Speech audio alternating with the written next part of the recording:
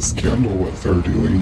One of Colorado's largest mental health hospitals. People need to know what goes on inside those walls. A facility trusted with treating our state's mentally ill.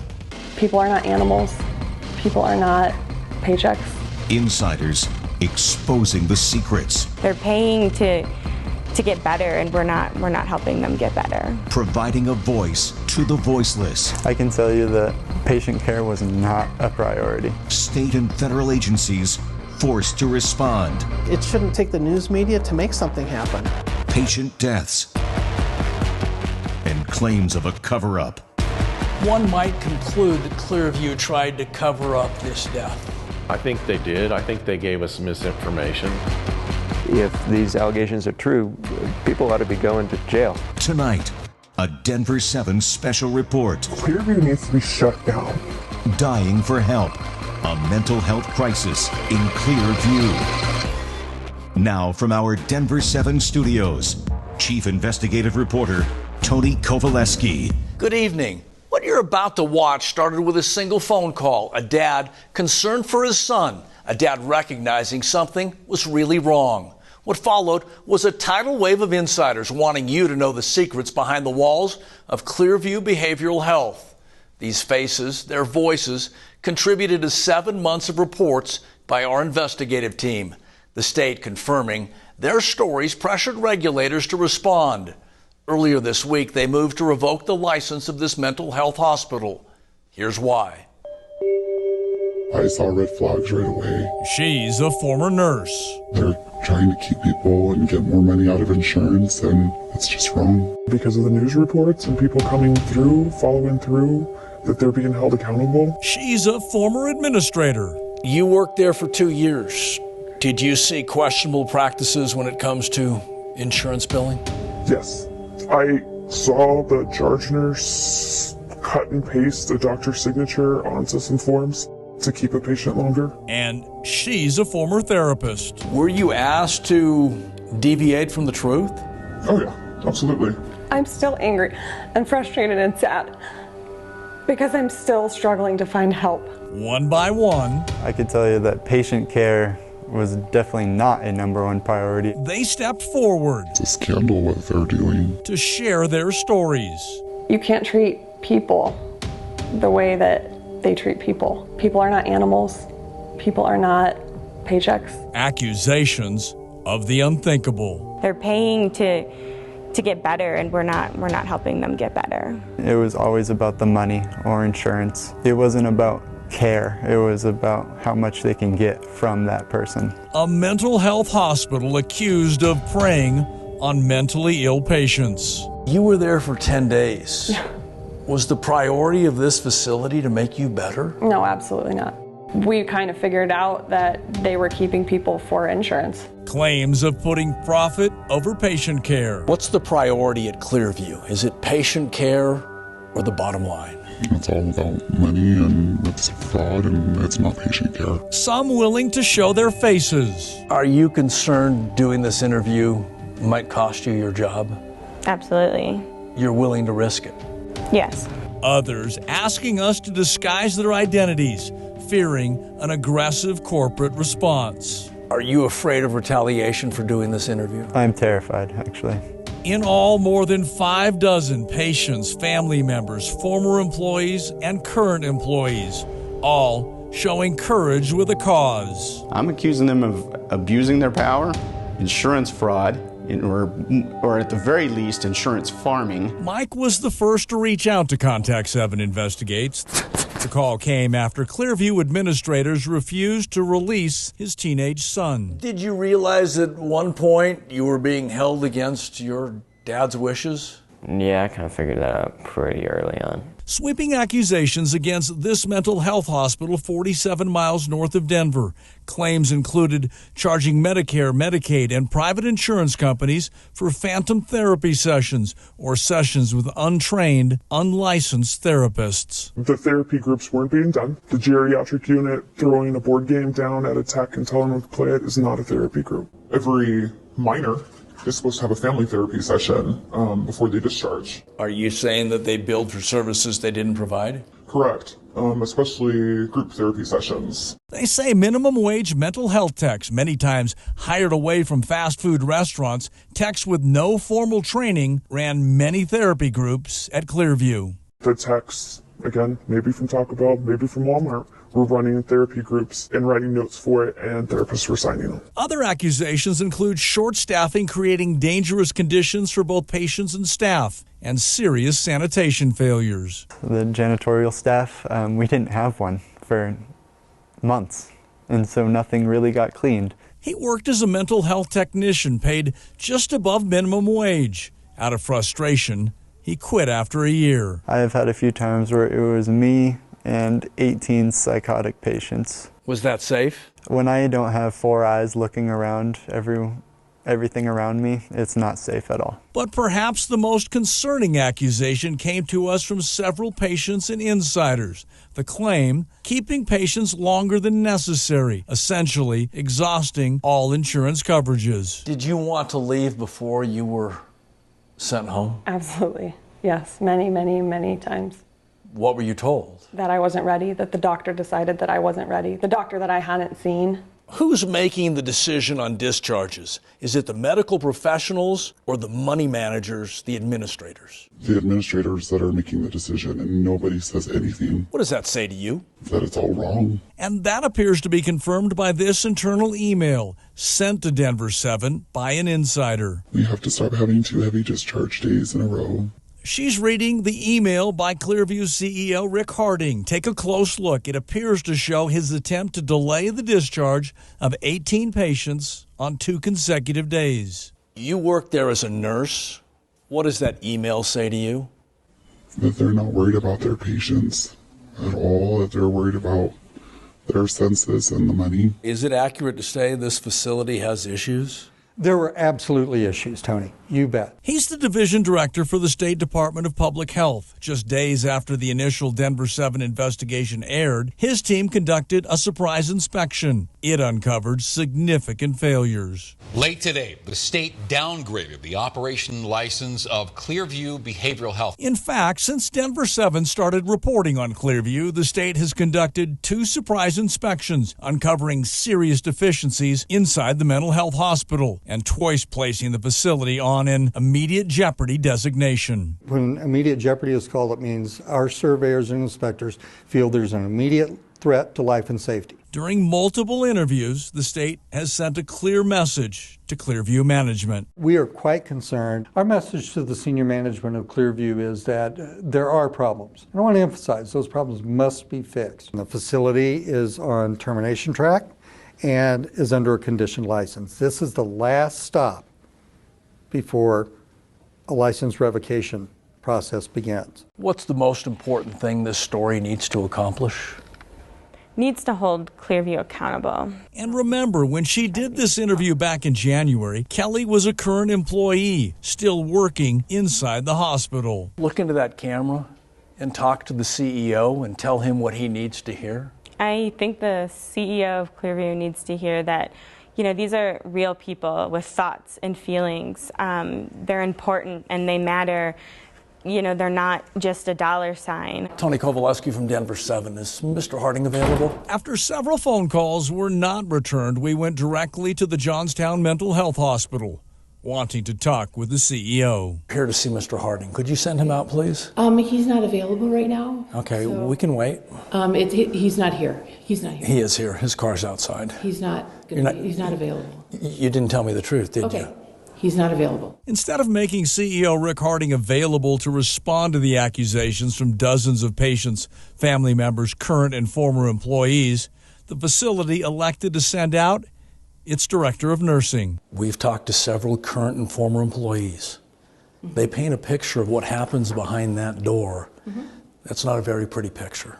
Well, I think we probably would prefer if you'd leave the building. In fact, Denver 7 has made several attempts to speak with top-level managers from Clearview. Tony Kowaleski with Contact 7 Investigates. I'd like to talk to you about what happened with somebody you saw. He's not happy with what you did.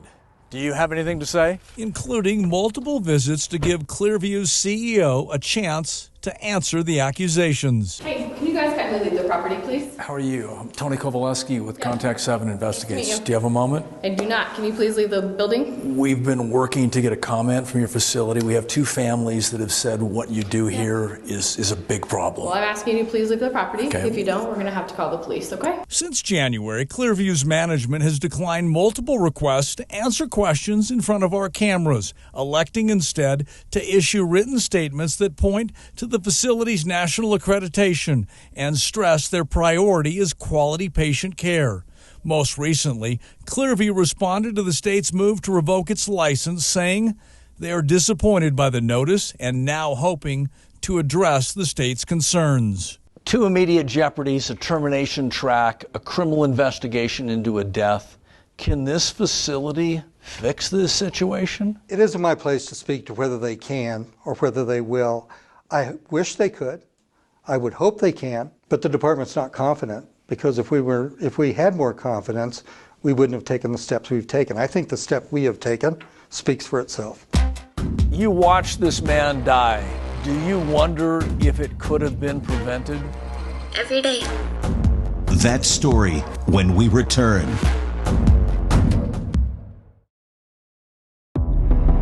I think it's bringing to light a bad situation, a bad facility.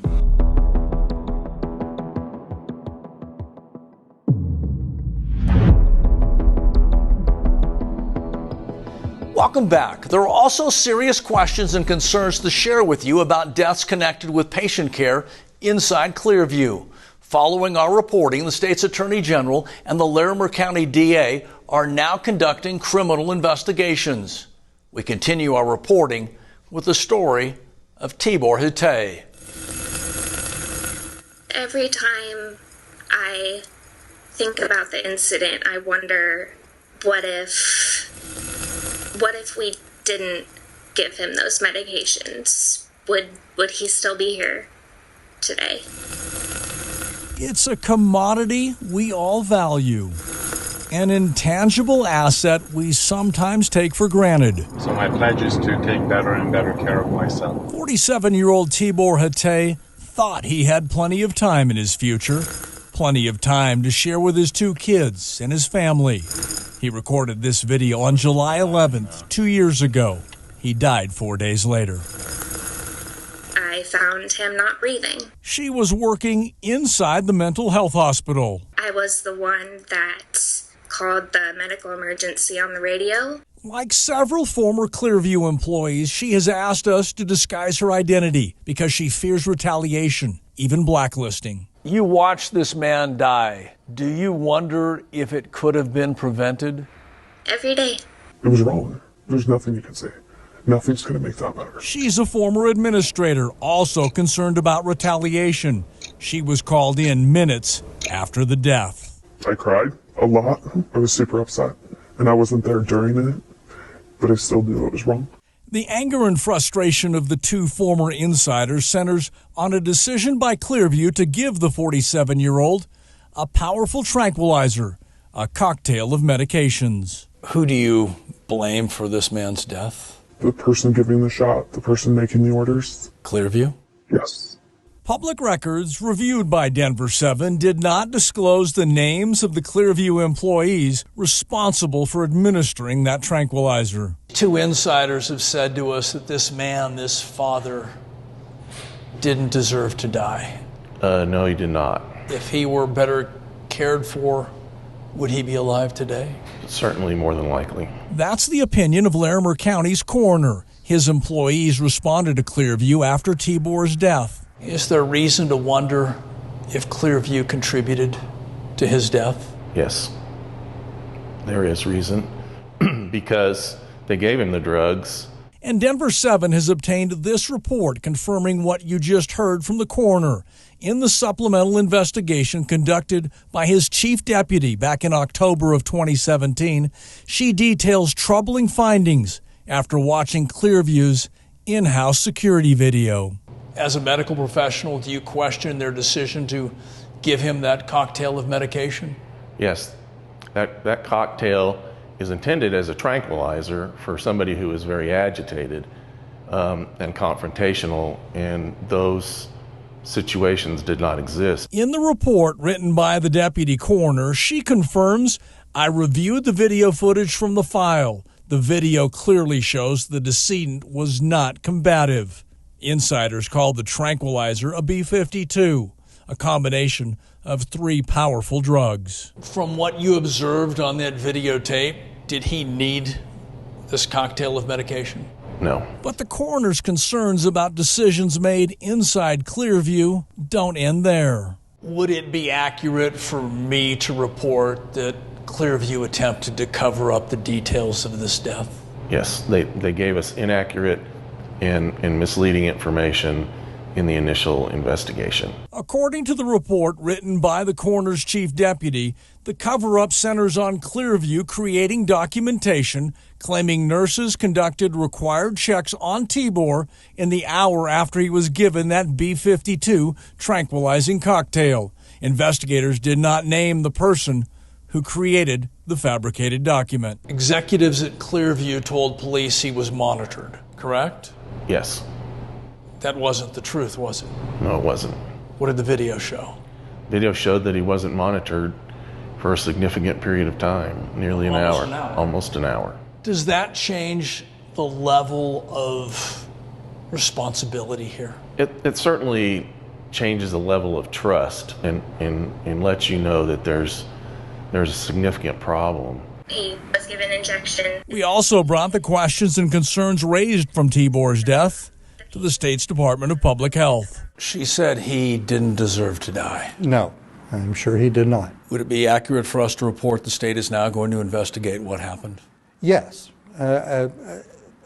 absolutely we're going to. Clearview's senior management said federal law prevented them from speaking about Tibor's death. But in a statement, the company wrote, "Any suggestion that we might attempt to cover up details of a reportable event is false and outrageous." Are state investigators also looking at other deaths that may have a nexus with Clearview? Yes, there are other deaths that are related to this facility. And during our investigation, former insiders talked about witnessing other questionable deaths. You watched a male die. I didn't just watch him die. I felt him die underneath my hands. In your opinion, was it a preventable death? With what I know that his issue was, it was highly preventable. Are you aware of the deaths that we're looking into? Yes, they could have been prevented, without a doubt. The county coroner did confirm the state's investigative radar now includes patients who committed suicide shortly after they were discharged from Clearview.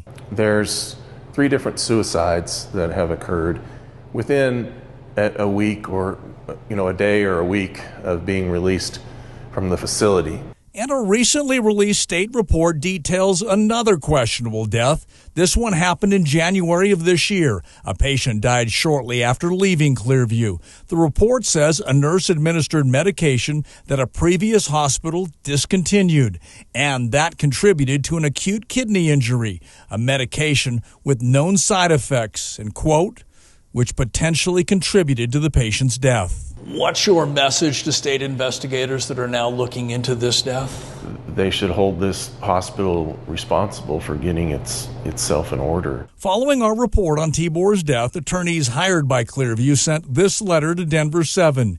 It demanded the station remove all stories from its website. It demanded we publish raw interviews, and it concluded with this sentence. Lastly, we encourage you to review the above referenced story and others that aired previously and take whatever action you deem appropriate to address Mr. Kowaleski's unethical, inaccurate, and unbalanced reporting. Denver 7's lead attorney responded saying in part, "The station's reporting on Clearview is true, substantially true, and is supported by extensive investigative records." Denver 7's attorney also declined all demands made by the attorney for Clearview. I think the whole system's broken. Seems like it could have been a high priority 2 years ago. The only difference here is now the media is involved. Our investigation continues after this.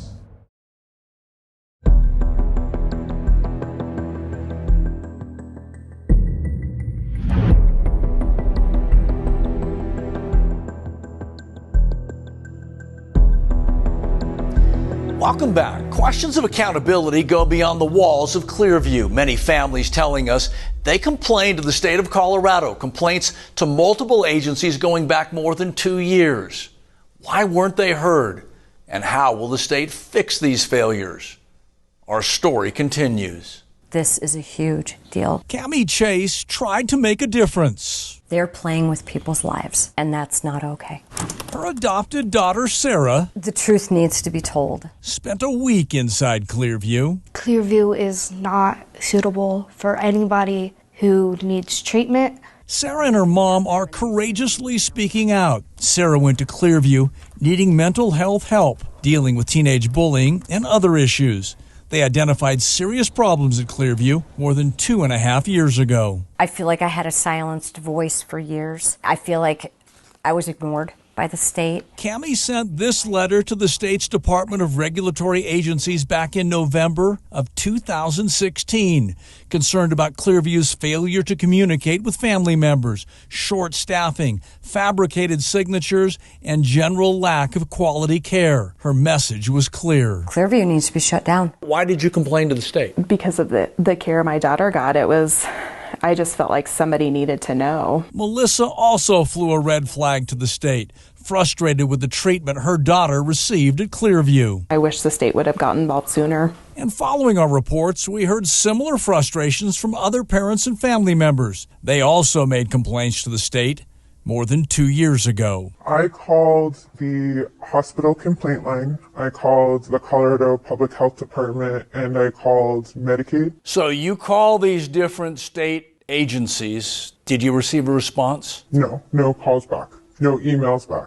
Reaction to that? So when I saw this story, I felt really angry that it's taken that long. I did make it very clear that the only reason I was contacting them was because I really felt people were in danger. This father sent complaints to Clearview's management and 3 different state agencies. There's a lot of satisfaction knowing that something's happening, but there's also sadness because it shouldn't take the news media to make something happen. What do you say to those people that basically said the state system didn't work? Colorado Attorney General Phil Weiser. I'm so sorry. It breaks my heart when I hear this. I know that government doesn't always work the way it should. Colorado's Attorney General acknowledged the state's current system of accepting and processing complaints is too siloed and lacks the synergy necessary to allow the state to properly identify the significant number of complaints the state received prior to our reporting. We appreciate that people are coming forward. They deserve to be heard.